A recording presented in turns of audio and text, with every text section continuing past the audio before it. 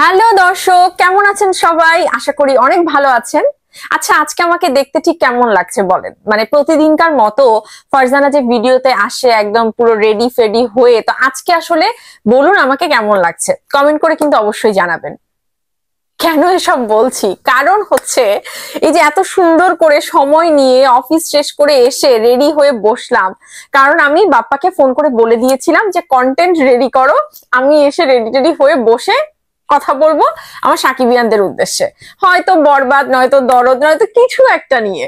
কারণ তারা সবসময় বসে থাকে যে ফারজানা আপু কোনো একটা ভিডিও দেবে, কোনো একটা কন্টেন্ট নিয়ে কথা বলবে, ব্যাস আমরা সেটা শুনবো।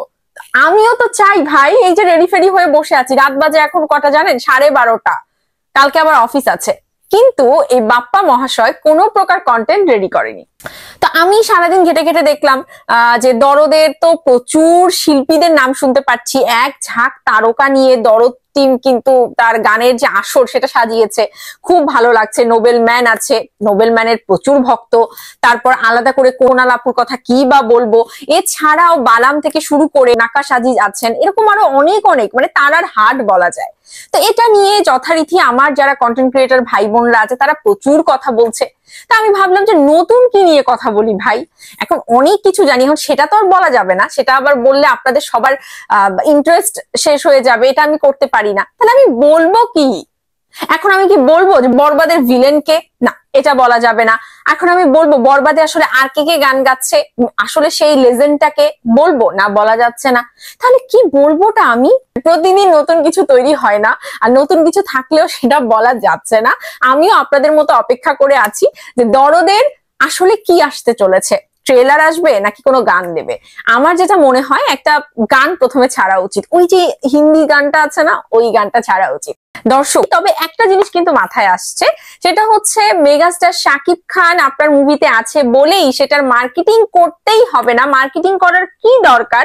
এই জিনিসগুলো আসলে এখন আস্তে আস্তে আমাদের ডিরেক্টরদের, প্রোডাকশন হাউসের মাথা থেকে বের হয়ে যাচ্ছে, এটা আমাদের জন্য স্বস্তির বিষয়।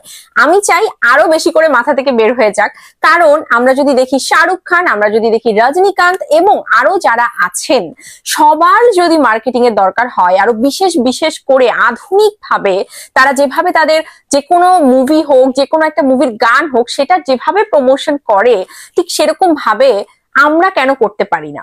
তো আশা করছি এখন থেকে আমরাও করতে পারবো। দরদ কিন্তু প্রথম সেই ইনিশিয়েটিভটা নিচ্ছে 64টা জেলায় এই মার্কেটিংটা করার। আশা করি আরো আরো ভালো ভালো কিছু আমরা করতে পারবো, এবং স্পেশালি ইন্টারন্যাশনালি আসলে কি করে আরো নতুন ইভেন্ট করা যায় সেই জিনিসগুলো আমার মনে হয় চিন্তা করা উচিত। আর আরেকটা কথা বলে দিই, ওপার দেশ বলুন বা বলিউড বলুন, সেখানে স্পেশালি কিন্তু শো ডেকোরেশন করা হয় সেই মুভিটাকে ঘিরে, কিভাবে প্রচার প্রচারণা করা যায়।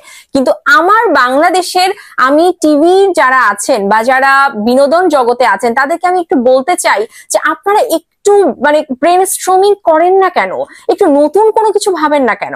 যে একটা মুভি আসলে সেটা ওই মুভিটাকে ঘিরেই কি করে একটা নতুন ইভেন্ট ক্রিয়েট করা যায়, খুব বস্তুতাত্ত্বিক ভাবে। মানে ওই আগের আমলের সেই প্রশ্ন কিভাবে করলেন, এটার পিছনে কি আছে, এই যে একটা কিছু সিগনিফিকেন্ট কিছু কোয়েশ্চেন, এগুলো বাদে মানে টোটালি হিউমেরাস ভাবে কিভাবে একটা ইভেন্ট আপনারা করতে পারেন, একটু চিন্তা করেন, একটু ব্রেন স্ট্রমিং করেন। এখন তো আমরা দেখুন কতটা এগিয়ে এসছি, তো ওনাদেরকে দেখুন, ওনাদের থেকে একদম কপি পেস্ট না করে যেরকম ভাবে আরো ইনোভেটিভ চিন্তা করা যায় সেভাবে করে একটু শো ডেকোরেশন করুন। তাহলে দেখবেন শাকিব খানকেও আপনারা আপনাদের শোতে নিতে পারবেন, এবং আসলে শোটা আসে ইন্টারন্যাশনাল মানের হবে আশা করছি। যাই হোক, অনেক কথার মাঝখানে এই কথাগুলো আমার একটু গুরুত্বপূর্ণ, তাই না? অবশ্যই ভিডিওটা শেয়ার করবেন যাতে করে এটা সবার কানে পৌঁছে যায়। টাটা।